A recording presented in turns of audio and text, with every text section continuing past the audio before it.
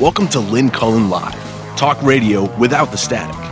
Email your questions and comments to lynn@pghcitypaper.com. And now your host, Lynn Cullen.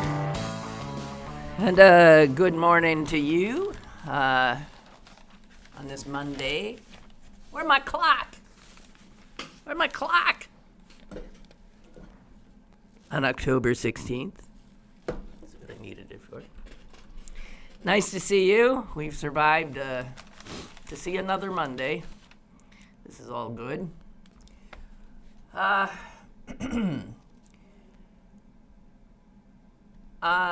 Long-form journalism. I want to just talk about that for a second. Doesn't sound exciting, does it? There is no doubt it's been categorized. It's been, it's been whatever. What's the verb? It's known that our attention spans have been shrinking. I have little doubt that that is all media driven. That's the only change. I saw it work in television in my time there as a reporter. When I began, a story could run, even over 2 minutes long. And by the time I left TV reporting, you couldn't get a 2-minute story on the air if it was World War III. Everything became compressed more and more, a sound bite. Excuse me. Used to be, you could let an interviewee, say what he or she needed to say to make the point. And then from on high come down orders. A soundbite cannot be more than 12 seconds, and then drops to 10 seconds. And then before you know it, you're seeing these sound bites that go like, it's gone. For the reporter, it makes it very hard to do what reporters want to do, which is inform. And just like in a newspaper, trying to squeeze something, a big story, into the little space that is allotted in the paper for it, can really sort of end up making it very difficult for a reporter to really tell the story. Not enough space. In television, it became not enough time. And then comes the internet, and then comes social media, and then comes Twitter. And watching the attention span, watching people then want to know, first of all, now, there's not a lot of time for reflection, for thoughtfulness, for creating something cogent, coherent, informative, when the audience demand is now. Things got sloppier. Things got shorter. And what happened to us in the meantime is that our capacity, the amount of space and time we were willing to give over to one story, began to shrink too. They don't have time for some long, if it's like, I talked to somebody the other day who said, did you see that story about blah, blah, blah, blah, blah? And I said, yeah, I did. I just sort of scanned it, but I really have to go back. And he said, no, I just, you read the first 3-4 paragraphs, you got it. That's not true. That is totally not true. But that's what people do. That's how they now And they think they know the story. So we're becoming less informed, without a doubt. We've already talked about how we're becoming less intelligent, but I think those two things go together. And so I was delighted this weekend to come upon two long-form journalism stories, very different kinds of stories. One in the New York Times, one in the Washington Post. And I took the time. Granted, it was a weekend, and I had the time. I took the time. And I'm the better for it, I'll tell you. But how many people are willing to read a story that goes 1 page, 2 page, 3 page, 4 page?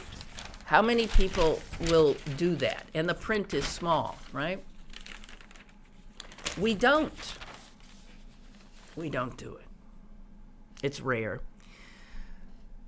I want to talk first about this New York Times piece, because the other piece in the Washington Post, which was also done in conjunction with 60 Minutes, so if you saw 60 Minutes last night, you also got the story, pretty much.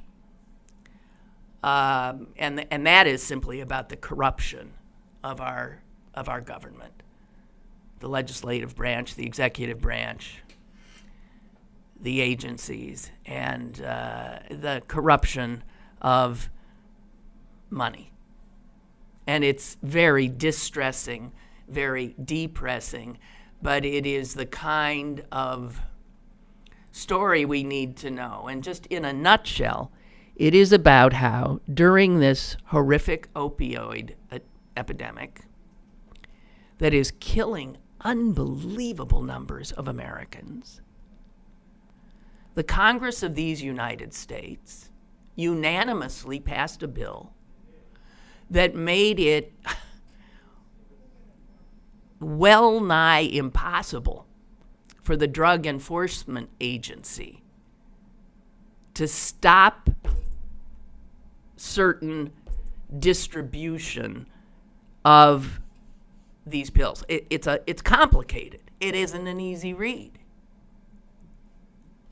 In the very time when all of these congressmen and women and senators had people dying in their districts from this medically induced epidemic we have going on, doctor prescribed epidemic we have going on,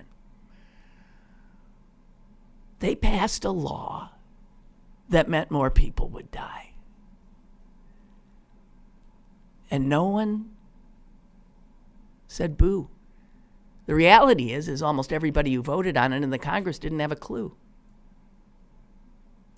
Barack Obama was the president. He signed it. He didn't have a clue either.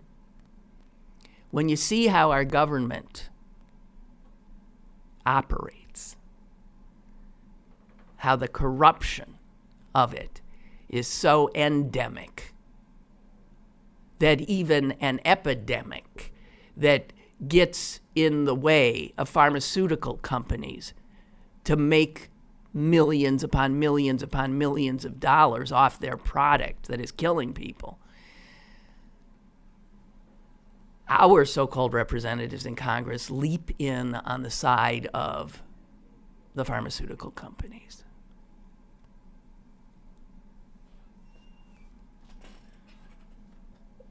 Okay.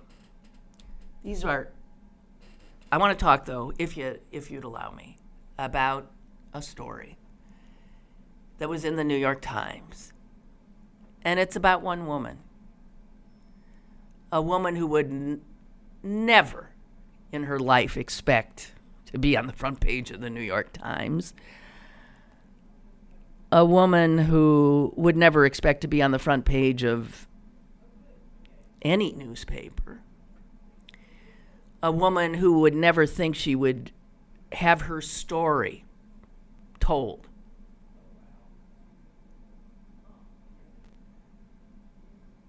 And it's a story that, we all have a story. This is a story of a woman who is discounted by us, by society, in every measure. She has reason to believe that she is of no importance at all. This is a story that for the first time helped me kick back at my prejudices and stereotypes of what a blue-collar, Middle Western, small-town American is.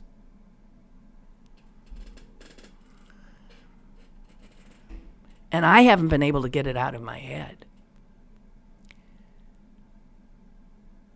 That's not just good journalism, that's great journalism. This reporter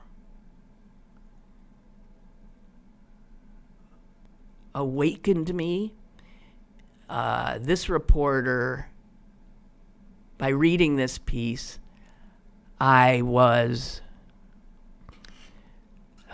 it's hard for me to even talk about the impact it had.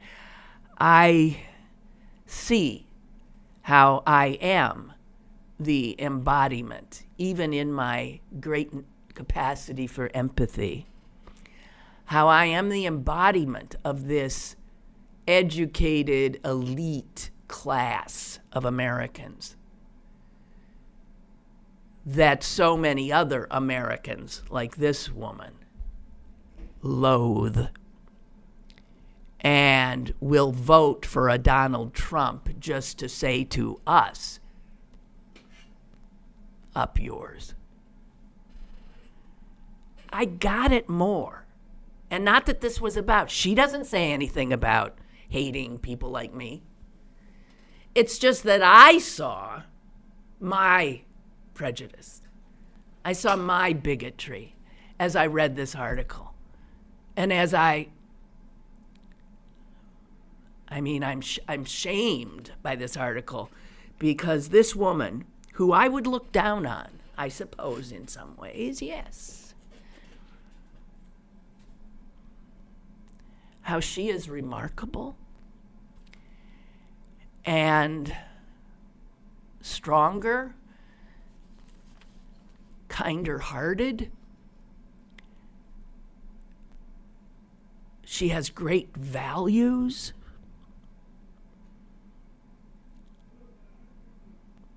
And yet I would have just dismissed her, bang, I think.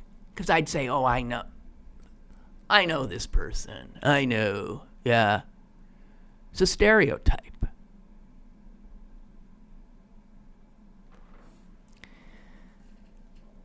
I don't even know if I should even try to tell her story, because I will not do it as well. I want to really give a major shout out to the author, who I've never heard of, Farah Stockman. Farah Stockman.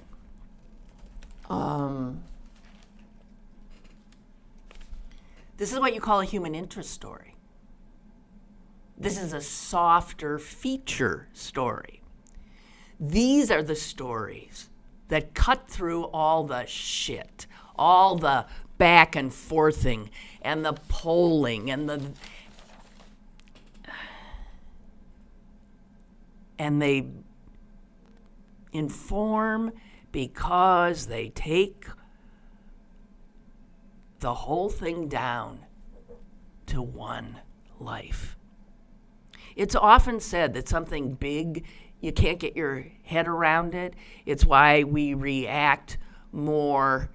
You have to humanize a story for people to be able to get close to it. Otherwise, it just sort of goes in. You can't take it in. Something like a Holocaust. You can't take it in. You can't take in that number of people killed. It means nothing. It's just a number. What if every day you immersed yourself in the story of one victim?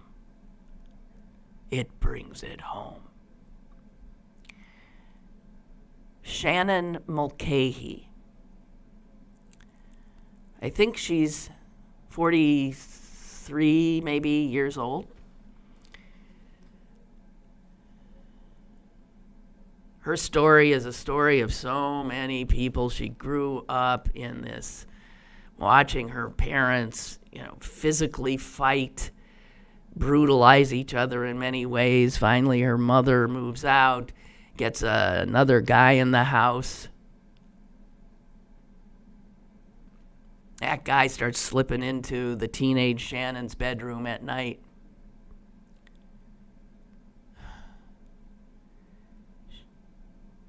The story is one of such horror of what this woman has endured. She marries the first guy she can get her hands on to get away. He abuses her. This cycle. What I can't get my head around is how somebody who comes out of that maelstrom of rage and assault and people behaving just abominably, and how she comes out and she's a good human being. She's a good human being. And she's strong. Strong as hell. That part I can understand.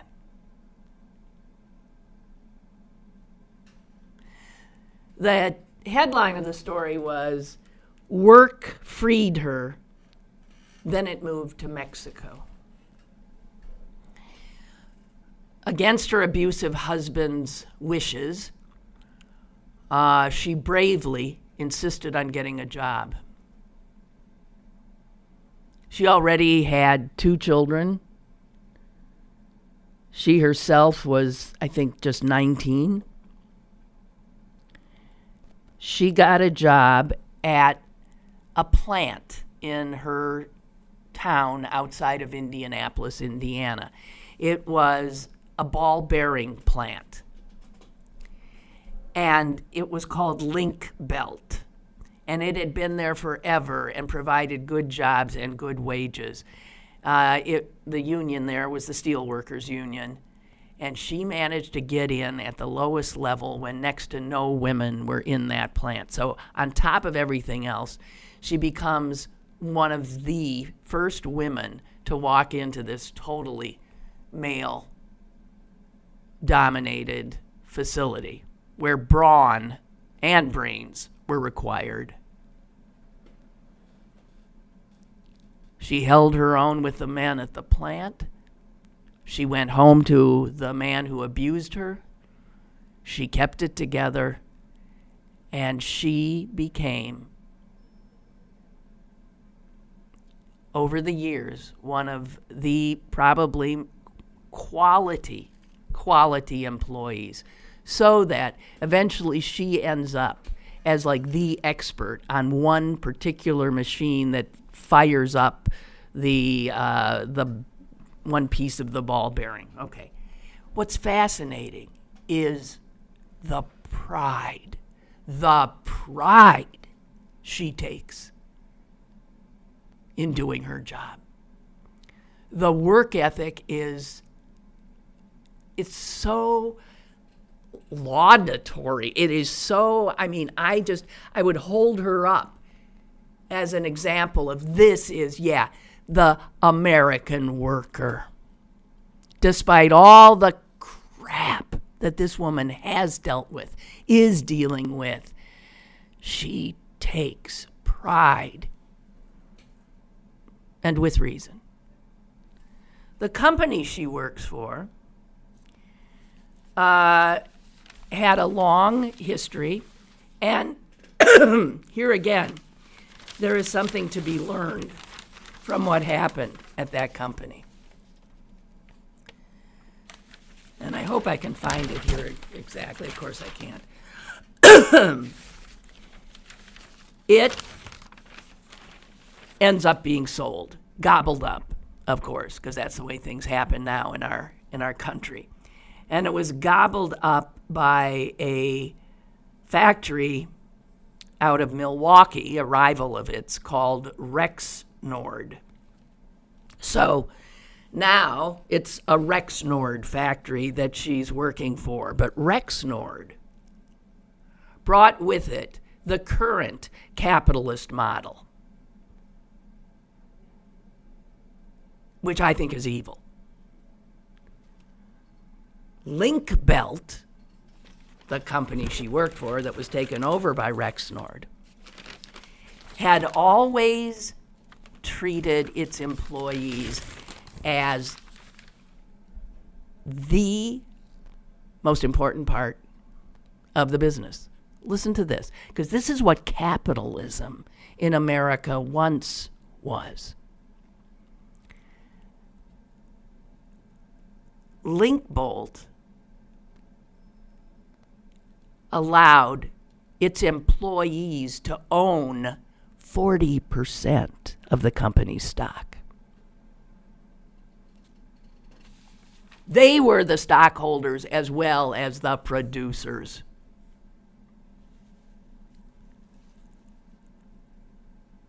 And back then, this was since 1925. And back then, business schools all over this country taught that kind of a model. They taught that a chief executive's role was to balance shareholders' interests with employees, with labor's interest, with customers' interests. It wasn't a zero-sum game. It wasn't a winner-take-all. It wasn't about, let's just work these people to death so that our shareholders keep getting richer and richer, and then let's close the damn place down and move it to Mexico where we can pay those people even 1/10 of what we're paying these employees.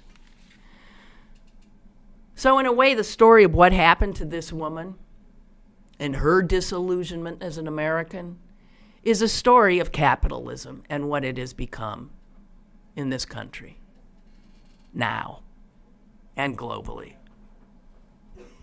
Because today, that company's shares are held by shareholders, by mutual funds, by hedge funds, by global investors. And if you think they give two hoots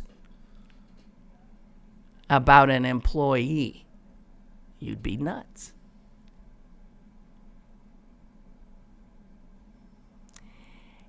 And the way this system works now is that CEOs, like the guy who heads Rexnord, how much money he makes is tied to how much the shareholders make, because he is increasingly paid more and more by further shares in the company. So it's in his selfish interest as a shareholder to just keep squeezing as much out of his workers as he can. And that's why he made more than $40 million over the last 6 years as he continued to cut labor costs, to get rid of people, to make the surviving employees work harder.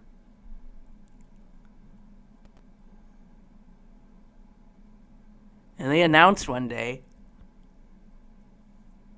a business decision they had made, which was they were moving the plant to Mexico. It was gone. And not only were they moving it to Mexico, but the people that were there were expected to train Mexicans who would be sent up in how to do what they'd been doing for for their entire lives. One interesting thing was the company did not say you had to train these people, but they incentivized it. If you train these people, you would get $4 an hour more. If you actually were willing to go to Mexico to train people there, you would get $10,000 or $5,000 it might have been. And for people who are seeing their jobs taken away from them, who don't know what their next job could possibly be, the money incentive, some wouldn't take it. Shannon Mulcahy really wrestled with it. And she looked at her own situation, and it wasn't pretty. She lived with her son, who'd had a daughter as a teenager, had a child as a teenager, like she had, like her mother had. And this child was born with a horrible condition that resulted in her fingers, this little girl's fingers, having to be amputated. She's on a feeding tube. She's on a trachea. This is a child that is totally disabled. Totally. The son stays home and does nothing but care for her, his daughter. The medical bills, you can only imagine. But she has good insurance through this company. Where's the insurance going to come from when they move to Mexico? What's going to happen? So she thinks, I need that money. I gotta train these Mexicans. And so these Mexicans come. There were 2 of them that she had to train how to work this one machine. And here's what's interesting. Here are 2 people, brown-skinned, from another country, who are coming to take her job, and she is placed in the position of helping them do it. She liked both guys. The young one she actually took under, she almost started to mother. And she said that they showed her more respect than a lot of Americans she had trained. See, something like that right there was like, what? What? Because, you got her figured right now, right, as a Trump voter. And she was thrilled when Trump said, he tweeted about Rexnord. They're moving the factory too. We're not going to let that happen, blah, blah, blah. This is the same city that he made the big to-do in about Carrier going in and saying he was saving the jobs there, which was bullshit. He saved a few for a little while. Meanwhile, Rexnord, he never did a thing except tweet. She thought he could help. So you expect her to be a bigot, right? I know a lot of people who would look at these Mexicans coming in and hate them on sight. They're taking my job. What am I going to do? The article has these back and forth conversations with her and the Mexicans, and it is fascinating because it is a conversation of people who have a lot in common. They ain't part of the haves. They're the people who do the work, and they're the people who are always getting screwed. To the Mexicans, she was living large. She had a car. They couldn't believe it. She had, she told them how much she made, they couldn't believe it. And they did the math and said, do you know how many people will work in Mexico for what you're making here? 16. He said, one of the Mexicans said, 16. You can pay 16 Ricardos for the cost of one Shannon. And then Shannon says to this Mexican, but you don't understand. They've got the money to pay you too. They just don't want to give it to you. So here are workers, hard workers from two countries, and she totally bonds with them. And when other people in the plant who are barely talking to her because she's one of the turncoats who is training the Mexicans,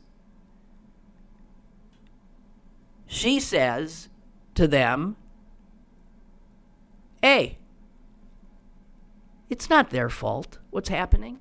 It's not these two's fault. And she even said to the Mexicans, listen to this quote.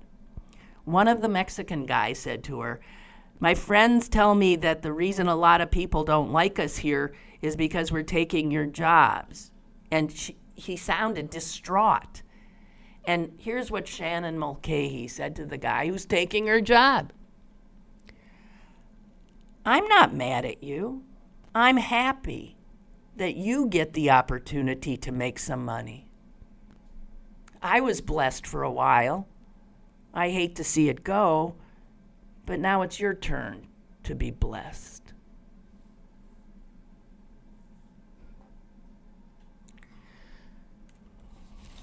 I'm supposed to look down on this woman? I look up to her. Here's what she tells the reporter. These Mexicans, they are a lot better workers. They're really great workers because they don't have that opportunity where they're from. She gets it.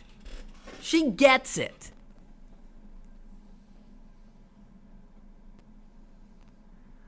And she's got people she works with telling her, I won't sell my soul for an extra $4 an hour. And here's something fascinating that this article showed. There are black workers there. There are white workers at this Rexnord plant. And it says here, I'll just read this, because this is interesting too. At a factory where black and white workers bowled together on Tuesday nights, where at least 2 romances crossed racial lines, still a subtle divide emerged in the wake of this. Many white workers refused to train the Mexicans and shunned anyone who did. Many black workers openly volunteered.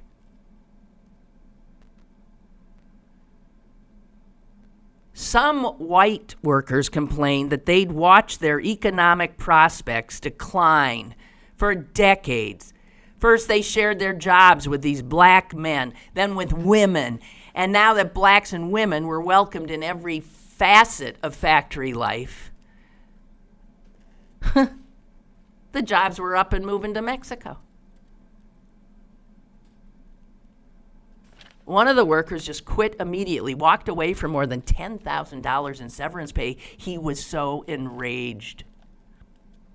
He said this, and tell me this isn't true too.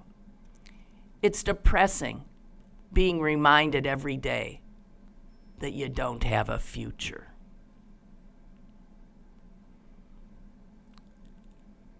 Says here that many of the black workers talked about the factories closing as maybe an opportunity to go back to school or start a business. See, they're still part of the striving class. White men are not given to that right now. They're given to like feeling that they have been robbed. It's interesting that there was this racial disparity in reaction. The black men saw it as an opportunity to maybe start a business, go to school. And it says here that their attitudes mirrored national polls that showed blacks to be more optimistic about the future than whites. Is that not amazing? For them, and here it is, whatever was lying ahead of them had little chance of being as bad as what was in the past. Even those who declined, the blacks who declined to train the Mexicans, refused to badmouth any of them. As one black worker said, it ain't their fault.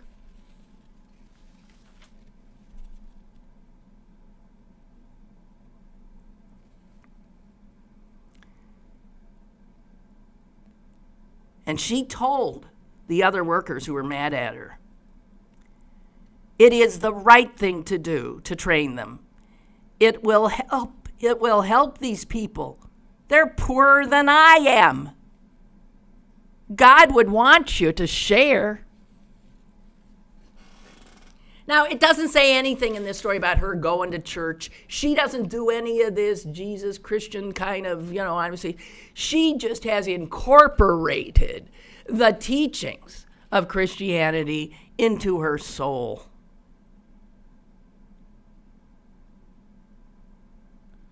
And listen to this. She was hearing that it was shareholders were the reason that we were losing their jobs, that it's shareholders who want more and more and more and more money. And she thought maybe if she could reach some of those shareholders, maybe if she could explain to them the impact, they would change their minds. She said, it's not like they're losing money. I mean, why would you take jobs from your own people, the American people? She searched the internet looking for shareholders. Never found a person to write a letter to.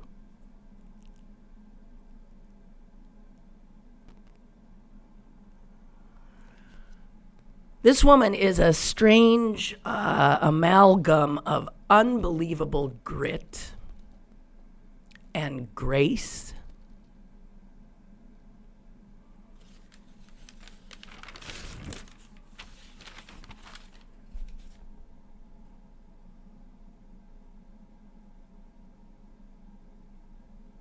She never voted in the election. She didn't vote for Trump. She didn't vote for Hillary. She didn't vote.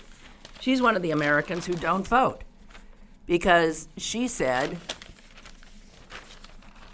I'd love to find her quote, but I can't. And I don't know that what she said is incorrect. She never felt much like a citizen. People like us, she said, aren't heard. But of course, she didn't vote. She would have voted for Trump.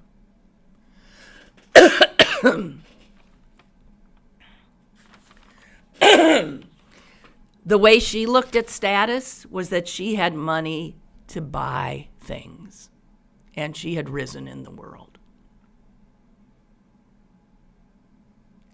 And what blew my mind is this one little just offhanded remark about how she had enough. She saw herself as being okay when the job was there. She could buy Heinz ketchup instead of the store brand. She could afford to have that brand. So she doesn't get the citizen thing. But she has been made into what's even more important than being a citizen in this capitalist America of ours. She's a consumer.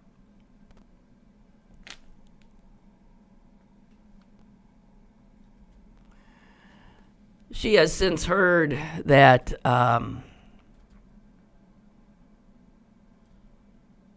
Trump is probably going to roll back the federal program that she depends on to keep her granddaughter alive and at home. So to her, it's a shrug. Yeah, it's just he's turned into another one of them. There's a person so used to being disappointed by, screwed by the people in power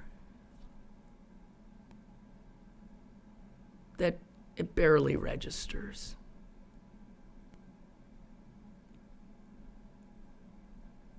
The one bright spot in this story is I talked about the fact that she had a son. She also had a daughter.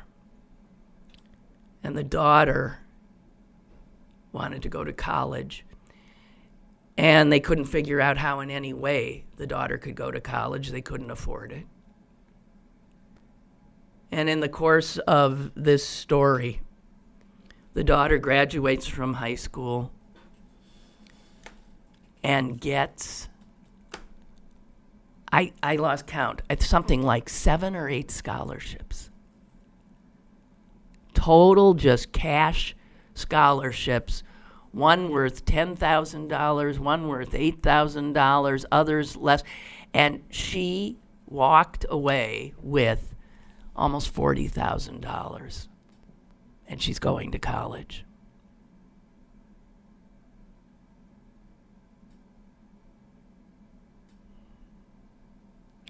See, the American dream, I guess, sort of even lives on.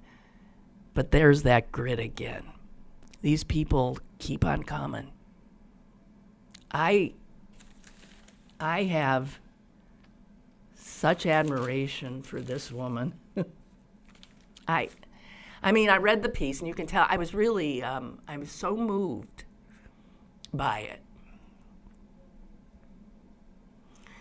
So the next time I say all these Trump voters or all these, I mean, thank God she didn't vote for him, but she would have.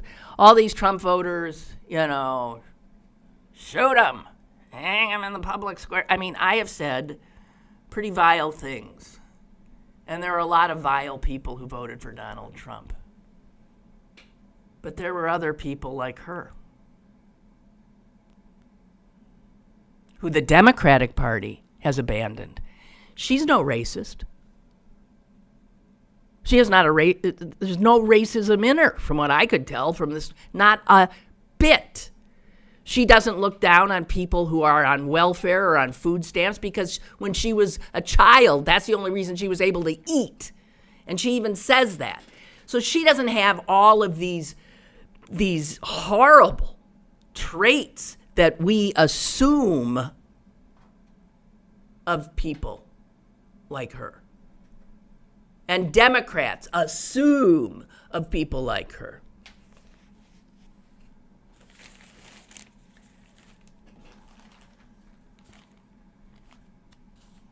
So, man, I want to thank Farrah Stockman, this reporter, because that is as good a piece of, you know, I think what a reporter tries to do is to reach out, to take this woman and make her come alive to us, and that's what she did. And I feel like it changed me for the better. I'm a better I'm kicking myself quite a bit. Yeah.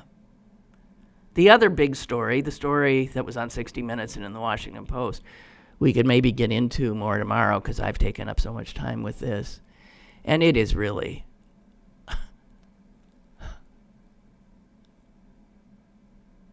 and the establishment in D.C. wonders why they don't have control of their parties. They don't have control of the people.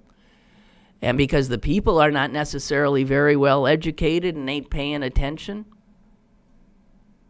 they're easy pickings for demagogues and liars. Now that we see how much Republicans lie, just lie to people. But if you don't know, you swallow it. Hook, line, and sinker. Oh, man. Somebody's telling me to stop.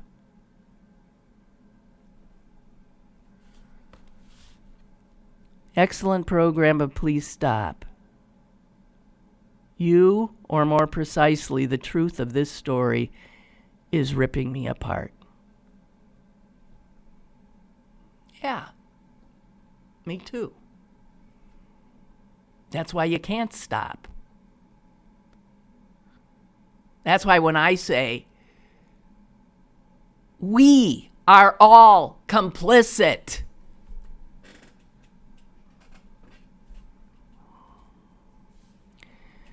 what can be done, says the emailer. A world where a CEO makes $40 million is already an obscene place, and somehow that CEO is not satisfied with 38 million, say, but is driven by the same madness for more that appears to be driving everything. Well, that's the only value on. One of the lines in the piece was, all of these shareholders, this is how the game works now. It is only for the shareholders. And they can't get enough. And they said in the piece that for the people who owned shares in this company, all Rexnard is to them, if they own it in a mutual fund, it's one of about 60 companies that they've got their money invested in. And the only thing they know about is its RXN or something on the page in the paper that they look at to see whether the arrow is up or down. That's all they care about. They don't consider that there are human beings whose lives depend. These are people with pride in the work they do.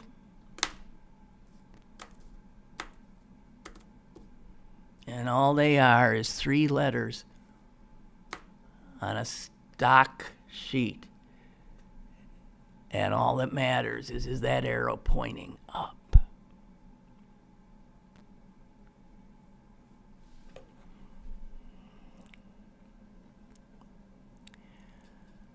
Kathleen says, when does it stop? How do we respond? The woman's life story is a story of the steel industry in the 70s, right? Yeah, it's very much like that. Exactly like that. I watched it happen. But I never dreamed that things would come to this. Can we find a way out of the economic and social morass that we're being swallowed up in? God forgive me, I despair. You, the author of the article, and the woman she writes about, oh no, are the only ones who give me the resolve to keep looking for a path to a better life for all of us. Excellent program. Kathleen, thank you, but no, I'm not. And don't sell yourself short, please. And what am I doing? I'm not doing anything either. We have a call. Hello, caller? Caller? Hello, Lynn. Yeah. That's a sad story. For a person myself that's been through that, laid off and retrained and learned the building trades to make ends meet, I understand all that part of it. And that's a sad story about how her childhood was. But one thing I cannot excuse, and I won't excuse, is stupidity. The stupidity to vote for somebody that's going to not make your life any better. And I see that. You look at it, their life's not going along, but they're going to think a billionaire is going to take care of you. He's not. And until they wake up and realize that and start paying attention and start reading the paper and start doing things to educate themselves, what are you going to do? They're going to keep voting for an idiot. They voted for Bush like that. It's just every time they get in there, they don't do nothing for the little guy. Now, I'm not saying the Democrats are all that great, but my God, they're better than the Republicans 100%. So that part I can't excuse a person when you say Trump voters. I can't excuse them for stupidity. Pure stupidity. Just cutting off your hand, you know. Okay, let me... I just can't take it. Okay, let me insert one thought in that regard. What if they are on the receiving end constantly of misinformation? Let's say they watch Fox News, they listen to Rush Limbaugh, they on their internet, they get all the right-wing stuff, And that's they're getting the news from, what they consider reliable sources. I mean, and this woman could no more have the time. When I look at her life and how hard she has had to work, and then to go home to that granddaughter and her son, who's a loser, frankly, but she has her daughter. I mean, my God, she doesn't have time to sit like I do and read a 5-page story. I don't think. I mean, I always used to bat away that when people said they're too busy working to inform themselves. Yeah, no. I mean, I really mostly agree with you, but I don't know how they're supposed to figure out what. She's in the Steelworkers Union. Okay. What would the Steelworkers Union tell her? Vote Democrat. Good thing she didn't vote, but vote Democrat. There's no excuse for it. I see people in the union. I have a neighbor across the street. He's been in the union. The union made him good money. He was an electrician. He voted for fucking Trump. What the fuck is wrong with you? The union helped you. The Republicans don't give a shit about the union. Now, the Democrats ain't that great anymore anyway. That's why they lost, because they throwed away the little guy. But I cannot excuse stupidity. I really can't. All righty. That part I can't agree with. Well, you got your point across loud and clear. Thank you. Okay, appreciate thank you. it. Goodbye. Bye. Bye. Bye. And another caller. Hello. Hi. Yes. Good morning, Lynn. Hi. Yes. Good morning, Lynn. Yes. I think this is. We're talking about these different political things happening geopolitically. Look what's happening in this country with Amazon. We're all like monkeys. Yep. Trying to get their business, trying to be like prostitutes. Yep. Please come to us. We'll do anything for you. Come here. And then once they get you into the game, you play like a monkey for them. When they say jump, you jump. And we're basically saying that right now to every city's jumping for them. Right. And telling them we'll play any tune you want. Come here, please, please. I know. Once they come there and they've got you, you're done for. Listen, your whole city will collapse. I don't disagree. Oh, I don't know if the city will collapse. The city will change. Well, it will change dramatically. It will no longer be Pittsburgh. It'll be Amazon/Pittsburgh. It's because they'll have so much power and money. 50,000 people will descend upon. Well, you're right. They'll liquidate it. Well, they will have, the kind of power that UPMC has. That's what they'll have, huh? And they'll dilute the city because it'll no longer be Pittsburgh. It'll become diluted with money and power and greed, and there'll be good things too. Everybody will tell you the good things. Oh but yeah, like another. You know what the good proper. things? You know what the good things amount to? Another friggin' restaurant, another juice bar. Like I give a damn about all of this. Yeah, what the hell? Yeah, foo-foo shit that nobody wants. I don't want it. What we want. I don't want it. No, and we're all clamoring for it. We're so mussed up. Both Democrats, Republicans, the whole country. Amazon became popular because we want the lowest, cheapest price, and it's caused us, the whole country, to go just the cheapest and at any cost. And so this is what happens to everybody when you go for the lowest cost. Everybody ships out, and everybody wants it cheaper. So what's that mean? Go somewhere else and buy it. Which means we lose as a country because we can't grasp the whole thing. We're all interconnected, but everybody wants to think that, like you say, Mexicans and like the lady, she's high wisdom. She understands we're both the same. She's wise. I'll be real brief. 1 second. My wife, about 20 years ago, my wife's white. This lady she was talking to was black. And my wife and I said, my wife was 20 years ago. She said, we were discussing things. She said, it's never about black and white. It's always about rich and poor. And that's all it's about. That's always going to be about. And that's what it's going to continue to be about.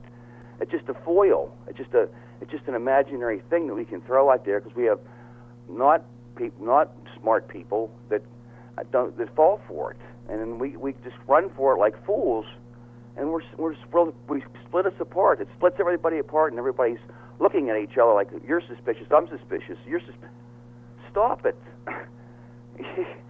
we're just running to and fro, and it's insane. We're I all know. the same here. Come on. I know. So that's all I have to say, Lynn. I Thank hope you. Amazon does not come here. I do too. It'll be a blight. I do too. Thank you. Thank you. Thank you, Lynn. Bye. Yeah. We're doing just fine. I don't want them either. But we are not in the majority. I assure you.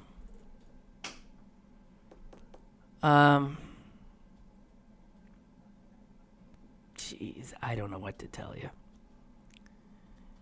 I'm looking at the other subjects I was going to throw out here today, and they're pretty friggin' depressing. I don't know what we can do about the fact that we live in this time in which we are witnessing things in our country that are so incredibly saddening. A sense that, we are losing something precious. And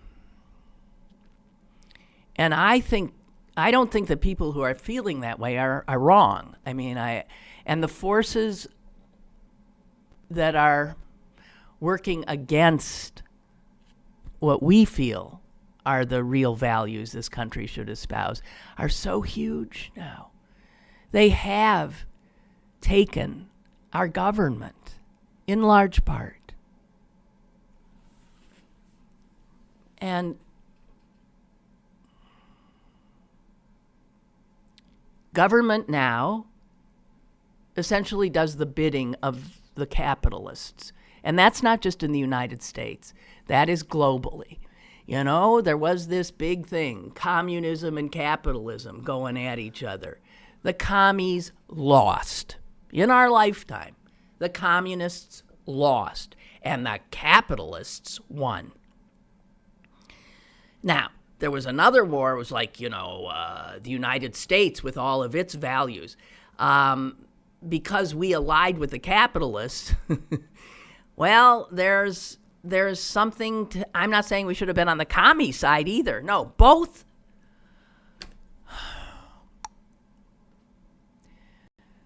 The capitalists have when Shannon says, she wants to say to the shareholders, why would you take our jobs? We're Americans. She doesn't understand that these companies aren't American. They're all multinational now. They're global. They have no allegiance to a country. They have allegiance only to their shareholders. And their shareholders have only one thing in their heads, and that is more. Arrows up, money, money, money. Capitalism is not a moral structure. It's an economic structure. And it has evolved, as everything does. And it has evolved into something totally repulsive. It didn't in my lifetime. I watched it turn from, like I said, a corporation where they understood that labor and capital had to work together, that we were in it together and things would work and we'll give you a fair share and we won't take too much. That actually was sort of working there for a while.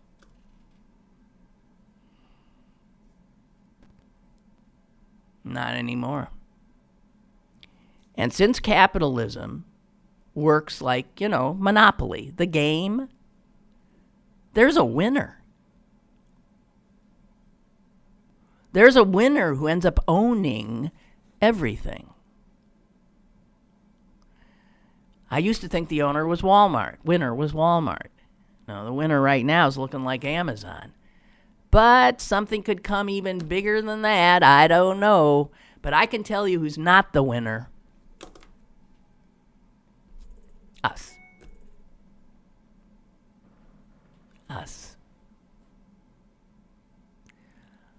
Okay, one quick email I'm going to read, and then I'm over time. Little Tony writes, I was able to watch the 60 Minutes story this morning about the DEA and Congress and was left dumbfounded. But I guess I shouldn't be surprised. I personally haven't lost anyone to the opioid epidemic, but I do look at those obits. The story ended by saying that the congressman, Tom Marino, who is behind this bill, was going to be the president's new drug czar. You can't make that up. This guy who's totally in the pocket of the pharmaceutical companies is going to be the new drug czar. Tony says, I can't comprehend the craziness of what's going on in this country. My heart breaks just a little bit more each day. I also feel more anger each day. In the deep pit of my stomach, I wonder where this is all leading to and how this is going to end. Dear God, help us. Yeah.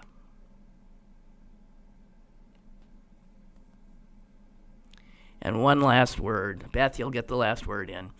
I would think that Amazon is looking between Boston and Atlanta. At least that is what the local news is broadcasting here in Atlanta. Every city thinks they're the one. Someone's going to get it.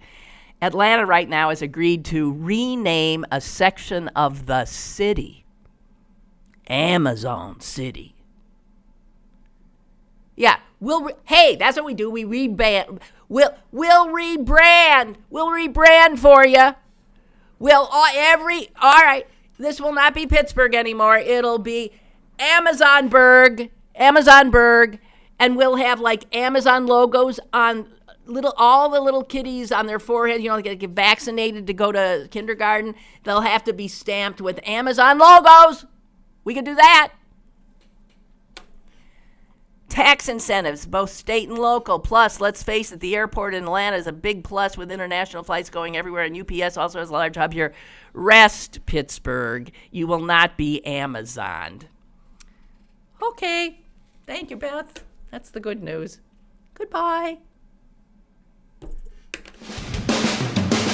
Lynn Cullen Live, Monday through Friday from 10 a.m. to 11 a.m. and archived at pghcitypaper.com. The opinions expressed on Lynn Cullen Live are those of the host and do not necessarily reflect the viewpoints of Pittsburgh City Paper or its advertisers.